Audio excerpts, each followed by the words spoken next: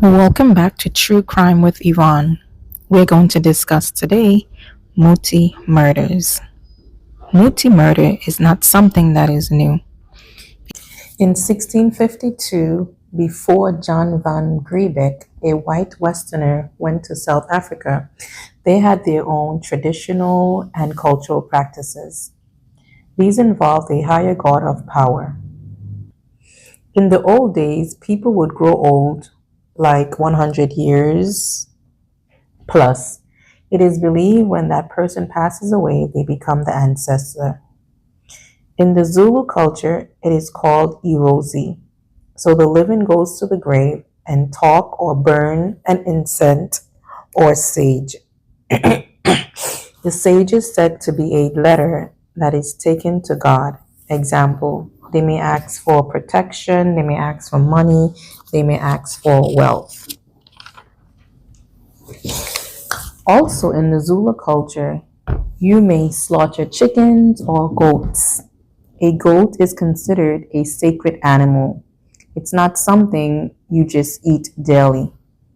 There must be a reason to why a goat was slaughtered or is slaughtered. Another animal having great significant value in the Zulu culture is a cow, especially when the head of the house passes on. The skin of the cow covers the coffin of the individual. It is said that they command his or her spirit to become a good ancestor, which is important. They grant the wishes of the living relatives. However, the ancestor may not become good if they were mistreated when they were alive. In this case, they would say the ancestor turned their backs on the family, as they should. When the colonists came to Africa, they came with guns, politics, education, and the Bible. We also know the colonists brought missionaries. These missionaries tried to convert blacks to Christianity. It was said that they were unhappy with the practices of South Africans and started discrediting their practices. South Africans saw sangomas as pastors, psychologists, and psychics. The missionaries would call these people witch doctors. They preached that these were not practices of God, simply because these practices were evil and demonic. As time went by, black people started abandoning these practices. However, Zulu people held on to these practices up until today. It is said that the Zulu people are the toughest to convert to Christianity.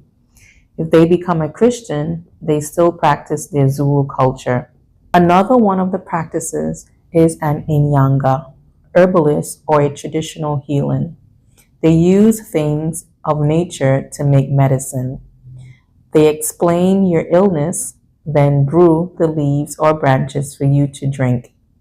Today, we have people who would rather go to an inyanga than a Western doctor. Muti means tree or plant. A muti purpose is to heal the body or chase away evil spirits. So an inyanga uses tree or herbs. That is called a muti. Inyanga is able to use herbs to chase spirits or stop bewitched of an individual.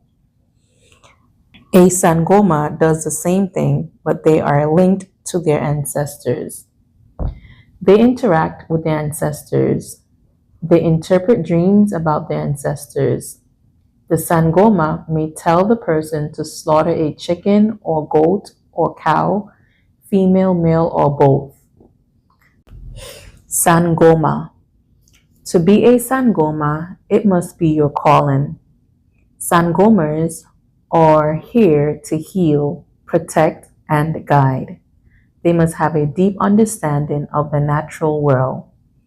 In many parts of South Africa, sangoma is the first point of contact for those seeking help with physical, emotional, or spiritual issues.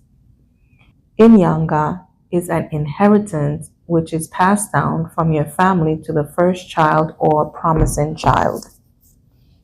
So the negative side of Muti or ritual killing brought by rogue Sangomas. They use human body parts, which is supposed to bring healing and greater power. It is basically a money making business. Many blacks continue this way of healing. However, it is still used today in the Zulu tradition. People who want to be rich or need more or gullible are the type of people who are attracted to these customs. The people who are most affected are children. The rogue Sangomas would tell them to bring a head of a child or an arm of a woman or parts of an albino. That's when the colonists discouraged this practice, convincing the Africans that it was bad. In their minds, the aim is not to kill, but to harvest. A hand may be taken and buried in front of a business, palm up for good luck, or the human remains may be smeared on products to increase sales. Again, a money-making business. It is said the more the victims scream, the more powerful the Muti will be. Police and authorities are afraid to intervene when this type of Sangoma is involved. We know the victims can be abducted from parks, workplaces, or homes. The rogue Sangoma plans the ritual. They determine which part of the body or method is used. It involves a specific preparation. The victim may be hidden to prevent escape. In some cases, the victim is forced to participate in his or her ritual. Candles, incense, ceremonial tools are used. They involved spirits through chants. After the ritual, the remaining body parts is disregarded by burial or left to be discovered.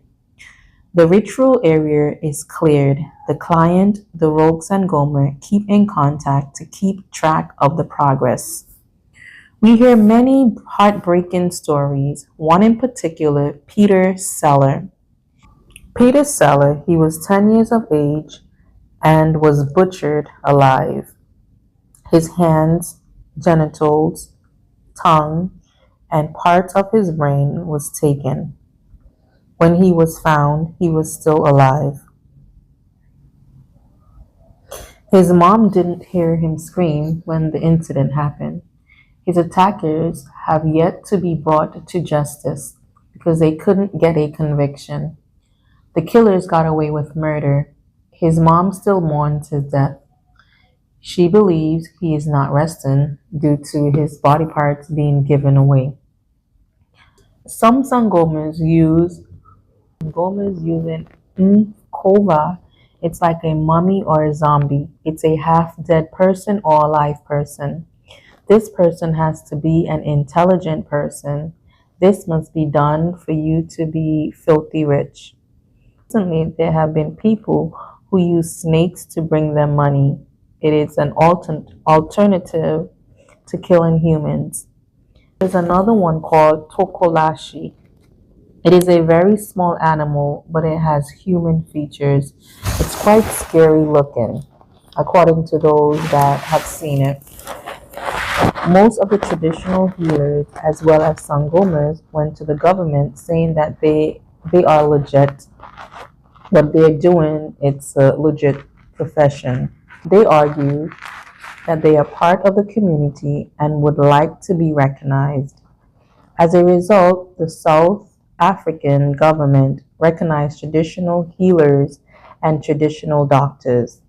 Instead of calling them witch doctors, they call them traditional doctors. That is what they were called before colonial times, and they used to be very influential in the community. Each village used to have its own Inyanga as well as its own Sangoma. The government then created laws called Tradition of Health Practitioners Act. They are considered the same as Western doctors. Sometimes Western doctors are not able to cure a patient, then people would go to a traditional doctor or healer. By this, they use good muti, meaning plant or root.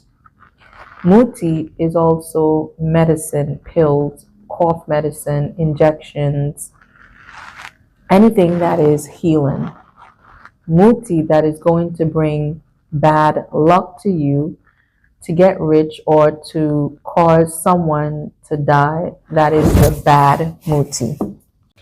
Above in this video, we have some pictures of some albino children whose limbs were taken from them due to the belief that their limbs carry superpower.